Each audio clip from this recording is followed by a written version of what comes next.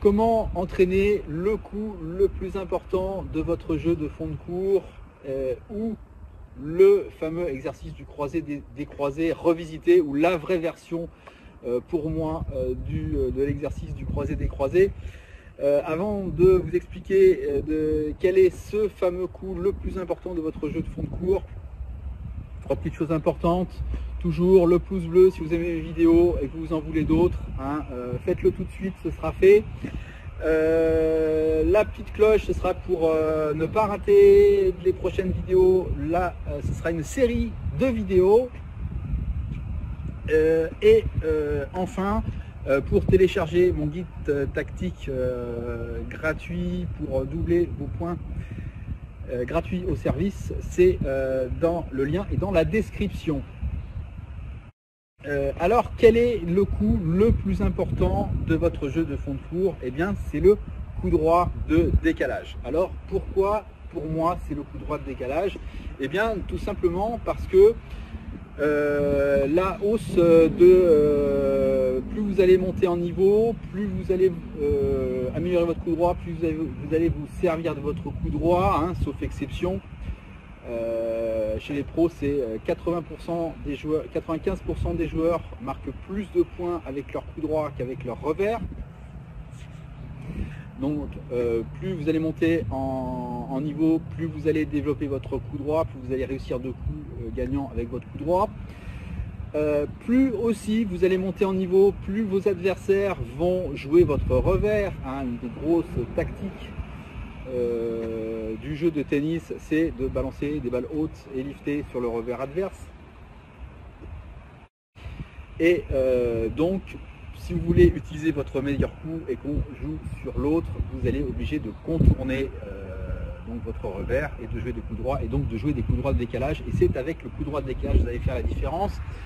Quelques petits chiffres sur Rafael Nadal. Rafael Nadal peut être le meilleur coup droit de tous les temps, du moins dans les statistiques, hein. Il a gagné 15 Roland-Garros, enfin, je les compte plus. Rafael Nadal, ses adversaires, quand ils jouent contre lui, ils dirigent 78% de leurs coups de fond de cours sur son revers. Or, Rafael Nadal joue 70% de coups droits. Qu'est-ce que ça signifie? Ça veut dire que la majorité des coups droits que va jouer Rafael Nadal, il va le jouer côté revers, donc en se décalant. C'est avec ce coup qui va faire la différence, le coup droit de décalage. Et le coup droit de décalage est, je trouve, très sous-utilisé, pas forcément sous-utilisé, mais sous-entraîné. Et ben on va remédier à ça avec mon petit exercice du croisé des croisés revisité. Alors quand j'évoque l'exercice du croisé des croisés, je fais référence à l'exercice du papillon. Alors le papillon qui consiste, alors peut-être que vous connaissez cet exercice, c'est-à-dire que vous allez avoir deux qui vont sur les deux diagonales en fait, sauf qu'un joueur va jouer systématiquement croisé et un autre joueur va jouer systématiquement long ligne. Donc cet exercice est appelé aussi l'exercice du papillon, parce que quand on regarde la trajectoire des balles, ben, elles forment un papillon, hein, croisé, croisé, long ligne, croisé, long ligne. Et cet exercice est appelé croisé des croisés, et pour moi c'est un petit peu improprement, parce que dans le terme des croisés, pour moi il y a une ambiguïté. Alors si on prend le dictionnaire du tennis de Valerio Emanuele, on a la définition. Qu'est-ce qu'un coup décroisé? C'est un coup qui est joué long de ligne, hein, parallèlement à la ligne du couloir. Or, il y a un certain nombre d'experts qui vont aller dans ce sens, mais il y a un certain nombre d'experts pour lequel un coup décroisé, ce n'est pas tout à fait ça. Un coup décroisé, c'est un coup qui va être joué dans la diagonale, mais dans le cadre, par exemple, d'un coup droit de décalage. Donc à ce moment-là, je joue mon coup droit côté revers. Un coup droit croisé, ce serait un coup droit qui irait dans le champ, là-bas. Un coup long de ligne, ce serait le coup long de ligne. Et le coup des croisés, donc ce serait le coup donc, qui serait joué, donc le contraire du coup croisé, c'est-à-dire le coup joué dans la diagonale justement, mais en décalage. Alors moi je me range plutôt dans cette définition du coup des croisés, et c'est pourquoi j'utilise les terminaisons anglo-saxonnes, justement, pour lesquelles il n'y a aucune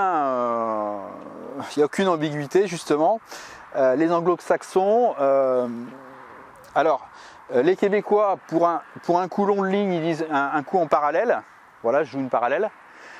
Les anglo-saxons, dans le cas d'un coup droit de décalage, quand c'est un coup joué dans la diagonale, c'est un inside out, et quand c'est un coup joué long de ligne, ça va être un inside in. Donc là, pour le coup, je vais choisir la définition anglo-saxonne qui ne souffre d'aucune ambiguïté. Et l'exercice dont je voulais vous parler, donc pour moi le vrai croisé décroisé, c'est un exercice qui se joue dans la diagonale, donc des revers quand il y a deux joueurs droitiers qui s'affrontent. Donc qu'est-ce que j'appelle moi le principe, l'exercice du croisé décroisé. Donc vous allez avoir un cône de ce côté-là, côté revers du droitier, et un cône de l'autre côté. Si vous jouez deux gauchers ensemble, vous inversez les cônes. Si vous jouez un droitier contre un gaucher pour faire cet exercice, eh bien vous allez alterner les deux diagonales, et un des deux joueurs va faire justement le croisé décroisé, qui sera aussi appelé le croisé inside out. Donc vous avez compris de quoi il s'agit. Il y a un joueur qui engage, donc une balle qui va aller au-delà du carré de service, et en face, le premier coup qu'il va jouer, ça va être un revers. Un revers, il va viser le cône, donc un revers croisé. Deuxième coup qu'il va jouer, ça va être donc l'adversaire, le partenaire va rejouer le cône. Et au lieu de jouer un revers croisé, qu'est-ce qu'il va faire? Il va jouer un coup droit inside out. Et ainsi de suite.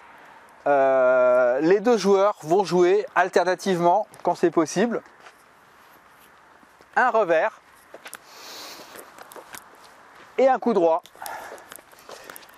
et un revers et un coup droit. Dans le cas où une des deux balles serait courte, c'est-à-dire attirerait dans le carré de service,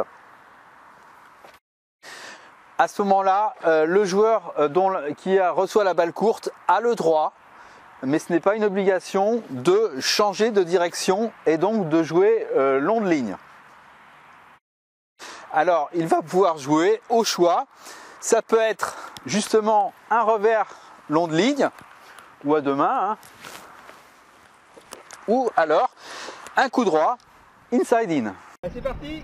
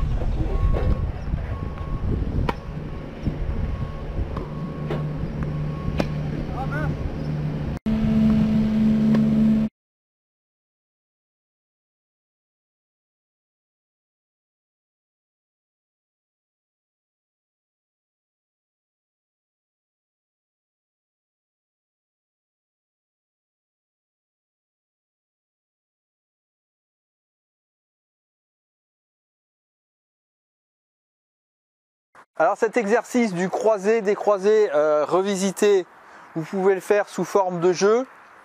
Donc un des deux joueurs engage, ou vous engagez à tour de rôle, ou celui qui a perdu le point engage. Engagement par en dessous, à ce moment-là, il faut envoyer un engagement long au-delà de la ligne de service. Si vous faites engagement traditionnel, une ou deux balles, et bien entendu, il faut envoyer la balle dans le carré de service. Plus vous ferez de service, de toute façon, dans votre séance, meilleur ce sera pour votre jeu. Donc, après le premier engagement, le retour se fait obligatoirement dans la moitié de terrain qui correspond au croisé. S'il envoie dans la moitié de terrain qui correspond au long de ligne, eh bien c'est point perdu. Et ensuite, vous pouvez décider de faire soit au choix alternance revers, coup droit, revers, coup droit, soit au choix. Si une balle atterrit dans le carré de service d'un côté ou de l'autre, celui qui reçoit la balle courte a le droit, mais pas l'obligation, de changer de direction. Et à ce moment-là, il peut monter au filet. Donc moi je propose pour ce petit jeu match en 5, match en 7 ou match en 10. Ça dépend de votre niveau, de votre régularité, du temps que vous avez envie d'y passer. Si vous êtes régulier, 10 points, ça peut être un petit peu long. Mais voilà. Donc voilà le match du croisé-décroisé revisité ou croisé inside out. Enfin un petit jeu sympa dans une diagonale. On se retrouve très bientôt pour une prochaine vidéo.